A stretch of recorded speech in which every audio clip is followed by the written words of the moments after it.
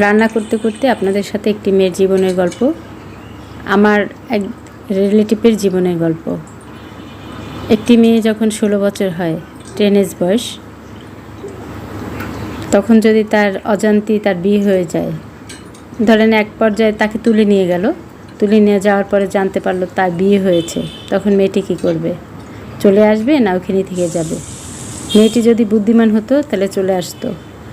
তা অবশ্য চেষ্টা করেছে অনেক, কিন্তু ব্যর্থ হয়ে গেছে। যাই হোক, মেয়েটা মানিয়ে নিয়েছে, যা আবার হয়ে গেছে, এখন আর এখান থেকে যাওয়া যাবে না।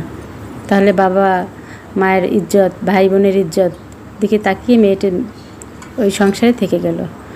তারপরে আপনি যখন আপনার শ্বশুরবাড়ির ফ্যামিলিতে ঢুকলেন, তখন এক এক পরিবেশে এক একটা মানুষের এক এক চরিত্র, সব দেখে আপনি সব কিছুই শিখলেন যে কে কীরকম পছন্দ করে, তার সাথে সেরকম মানিয়ে নেওয়ার চেষ্টা করেন। যখন আপনি জানেন আপনার হাজব্যান্ড আপনাকে কিছুতেই কোনো কিছুই পছন্দ করে না, আপনি বসলেন কেন, আপনি খাচ্ছেন কেন, আপনি ঘুমাচ্ছেন কেন, আপনি এটা করতেছেন কেন, আপনি ওটা করতেছেন কেন, সব আপনার হাজব্যান্ডই বলে, অন্য মানুষের আর বলার দরকার থাকে না। তখন আপনার আর কিছু করার থাকবে না।